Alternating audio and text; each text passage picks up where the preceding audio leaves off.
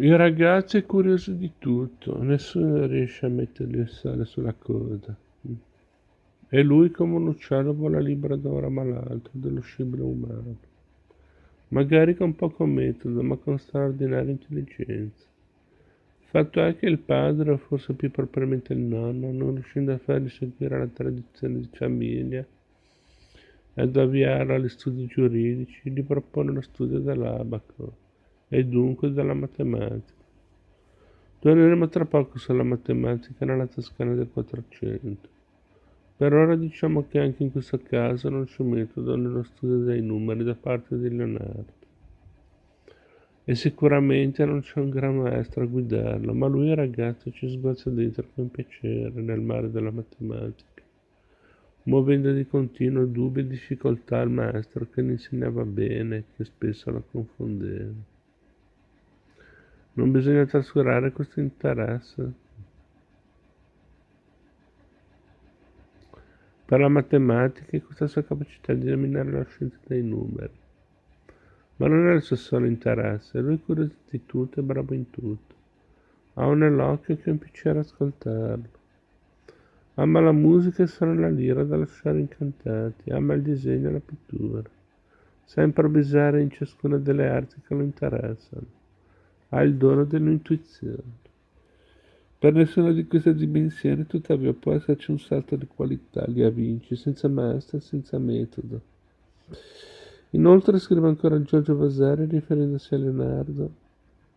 Sarebbe stato molto abile se non si fosse dimostrato così volubile, perché si imponeva sempre di imparare una moltitudine di cose, la maggior parte delle quali poi abbandonava dopo poco tempo. Più che un uccello, Leonardo è una meravigliosa farfalla, che salta senza logica apparente da un fiore all'altro in un campo, alla cittadina di Vinci, troppo angusto per soddisfarlo. Ma i casi della vita vengono in soccorso del potenziale creativo del giovane. Nonno Antonio muore nel 1468. Prima da notaio mancato ma scrupoloso, ha redatto un testamento in cui fra gli eredi dei suoi beni indica sua moglie Lucia, i figli Francesco, Alessandra e Piero, la nuova moglie di Piero, Francesca Lanfredini, e il nipote Leonardo. Tutto cambia ora, anche perché in capo a un anno Ser Piero diventa notaio ufficiale della signoria fiorentina e chiama Leonardo a unirsi alla famiglia in città. I Da Vinci abitano in una bella casa a 2 passi da Piazza della Signoria, quasi a voler rimarcare la consuetudine di Ser Piero con il potere, anche politico. Con Leonardo si trasferisce a Firenze pure lo zio Francesco. Vi troviamo iscritto all'arte della seta. Lo abbiamo già ricordato, tra i tanti interessi di Leonardo non c'è quello per il diritto e il padre Ser Piero se ne fa una ragione. Non rinnoverà la tradizione di casa.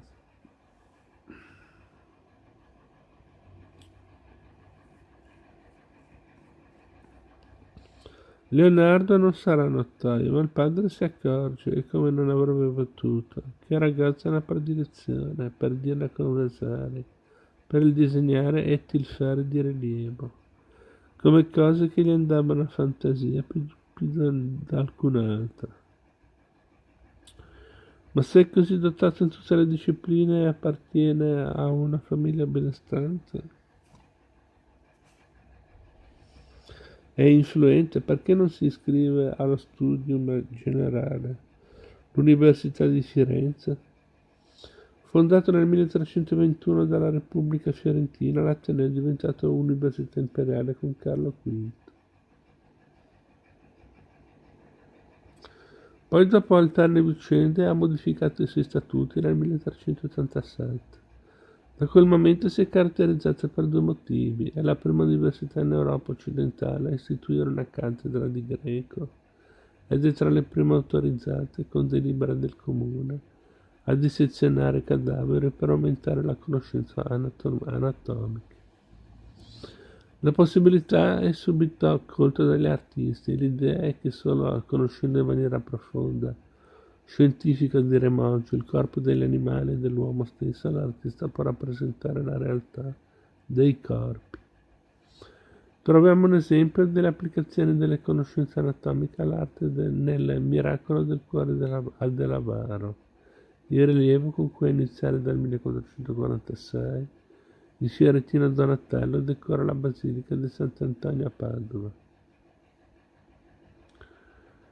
Allo stesso modo la battaglia dei 10 ignudi, realizzata dal Polaiolo intorno al 1460, costituisce un esempio di come la dissezione dei cadaveri e lo studio dei muscoli possano trovare riscontro nelle arti, ma è una cultura generale ormai.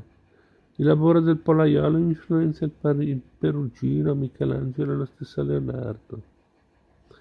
Ma veniamo a Leonardo che ormai ha raggiunto l'età per frequentare lo studio generale, il quale a sua volta è un centro di alta formazione ben degno di accogliere la ragazza di Vinci. Non fosse che quel ragazzo è figlio illegittimo, e se questa non è riconosciuta come un'onta per gli innumerevoli figli dell'aristocrazia nati fuori dal regolare matrimonio, lo è ancora in maniera piuttosto aspra per i figli della borghesia. Per quanto influente sia Ser Piero, il suo figlio illegittimo non può frequentare lo studium fiorentino. Che fare dunque? Come già ricordato, Ser Piero è amico di Andrea Berrocchio. Nulla di più facile che chiedere al famoso maestro di prendere la bottega, quel geniale ancorché discriminato figliolo.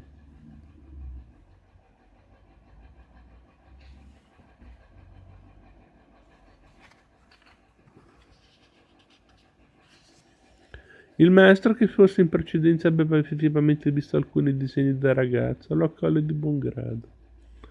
Leonardo entra così nella bottega del grande Verrocchio, ovviamente a livello più basso della scala di quella che è un'autentica e prestigiosa scuola. Ma la scelta fu più lungimirante, perché non solo Leonardo si afferma come artista, ma anche come un uomo attento alle scienze, perché sempre ad Arras al Vasari, il ragazzo